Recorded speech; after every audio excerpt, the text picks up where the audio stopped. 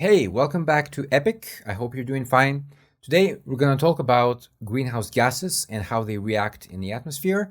And I also want to talk a little bit about population and emissions because, as you'll find out, the curves are very related to one another.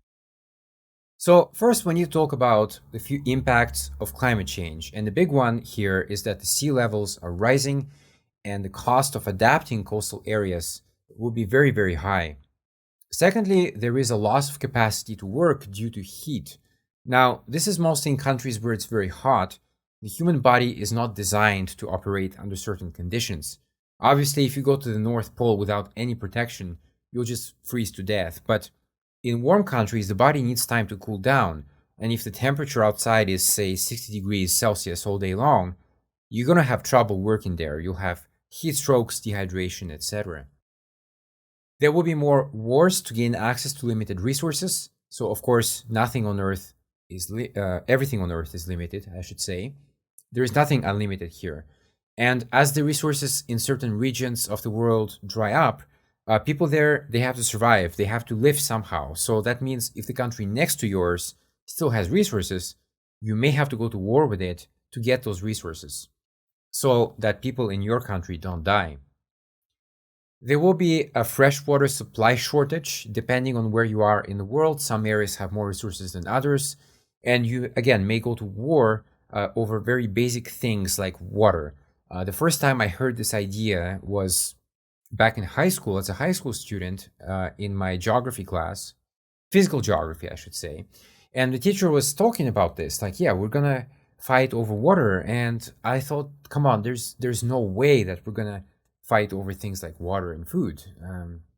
In my mind, there was an endless supply of it.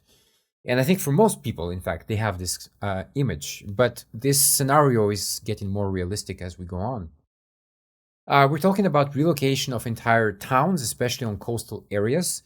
Historically, people built cities on the coasts, mainly due to trade. You could have a boat, for example, that goes from the Netherlands to the United Kingdom, or from the United Kingdom all the way to India.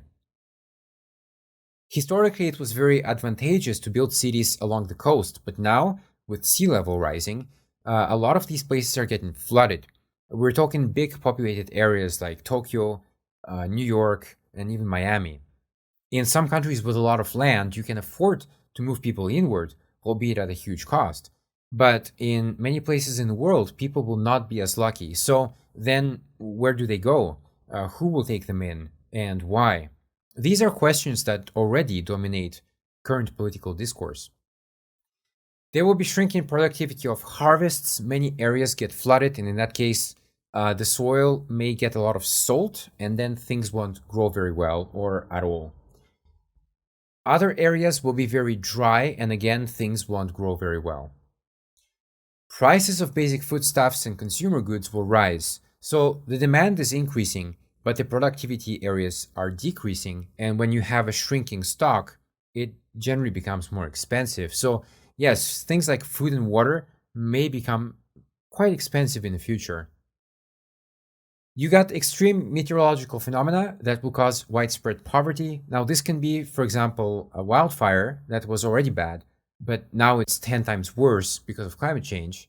And it may affect more areas, burn more farmland and more houses. Last but not least, diseases will spread due to higher temperatures. There's an argument made for that.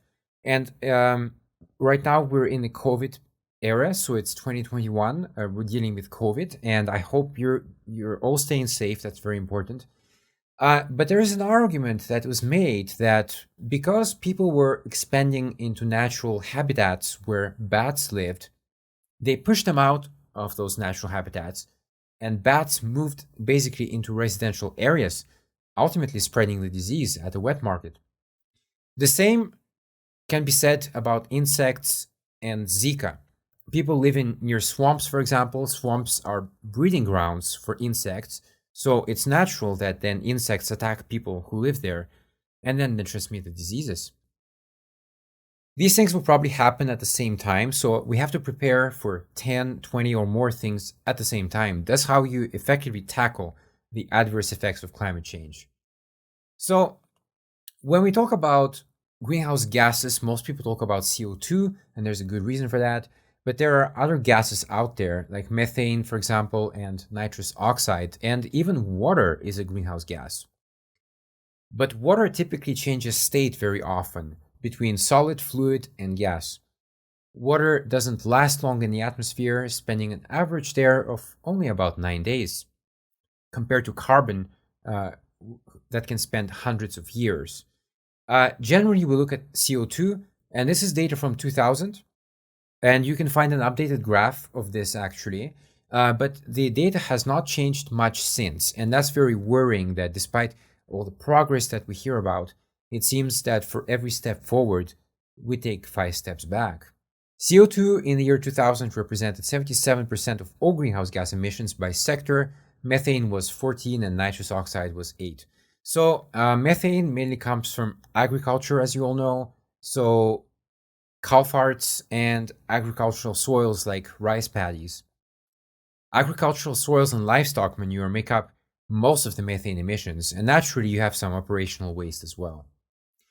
When we talk about CO2, though, it's a much broader field and we have many elements in there. For example, land use change, and this can be deforestation. People right now are very actively destroying forests. And yes, I know that many people are replanting trees as well, which is great. But remember that a young tree doesn't absorb as many emissions as an older one. When you plant a tree, it needs decades to grow. It's not like you plant a tree and poof, magically it's an adult tree. It doesn't work like that.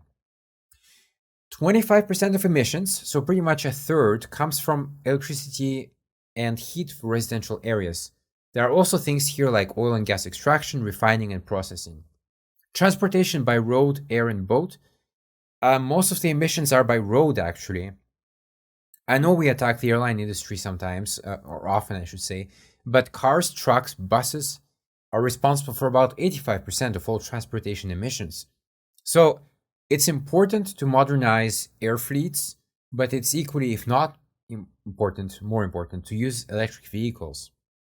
I'll give you an example here. I used to have a Nissan car that was not very efficient, and it costs about $100 a week for gas, which is very expensive.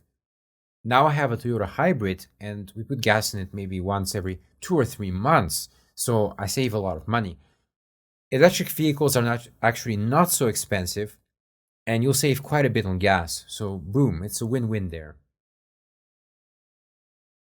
When we talk about CO2, we talk about CO2 concentrations, and that's generally measured in parts per million or ppm. You may have heard or read about that.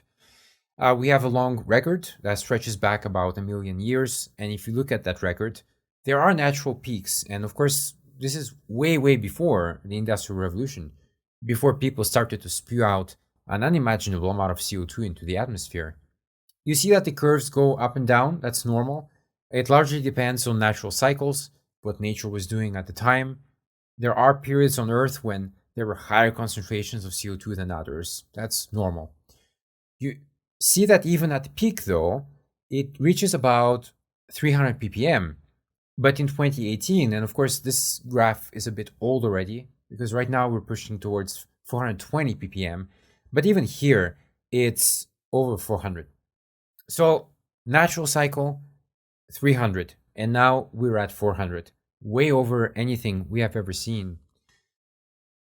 I should say here that there are records that go beyond that. We know that the Earth is billions of years old, although some people don't think so. But if you go to the early conditions on the Earth, for example, the Hadean era, it's called that because it's a Greek word for hell, I believe, because the conditions back then on the Earth were hellish. Pretty much molten rock that took some time to cool down.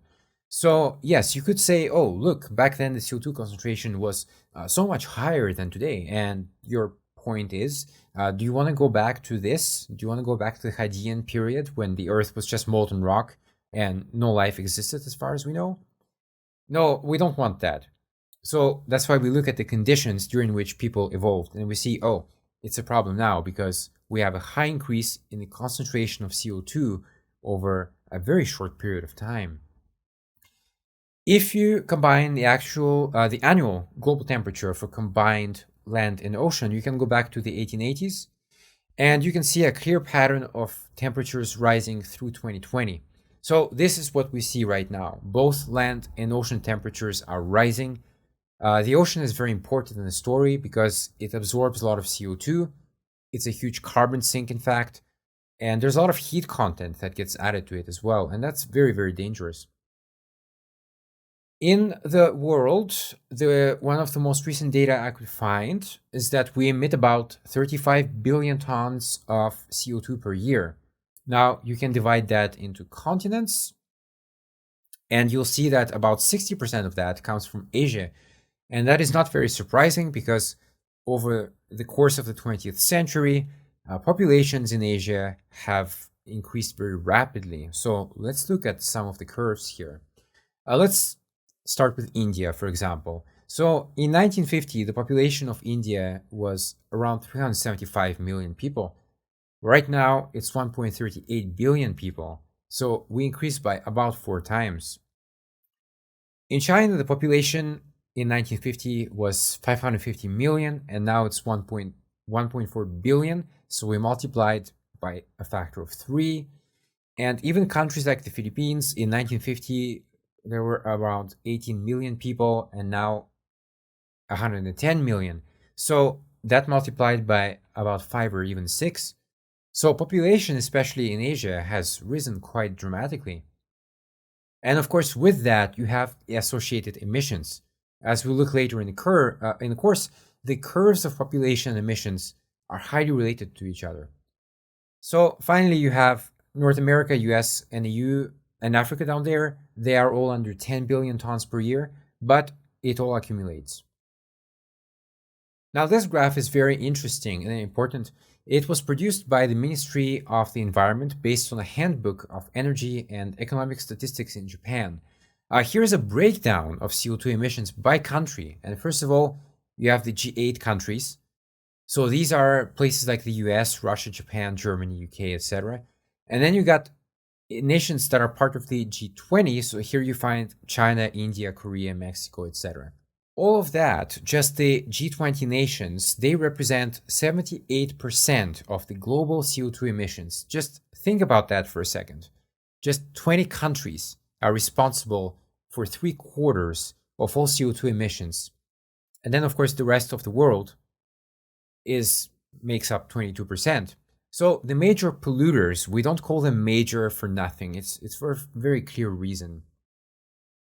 And as I was saying, we can plot a curve of world population against CO2 emissions, and you can see that as the population rises, emissions rise with it as well. So this is not surprising at all, because with more people, you have more cars, you have to cool more houses, you have to heat more houses, people are buying more appliances for their homes, etc. So it's not surprising that the curves are related.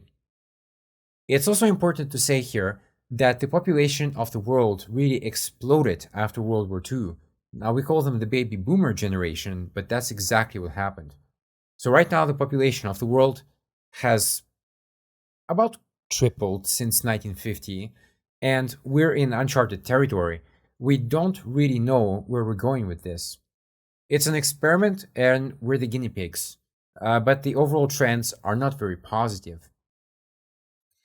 In the next lesson, we're going to look at natural disasters and climate change, because some people say climate change is everything, but climate change is not everything.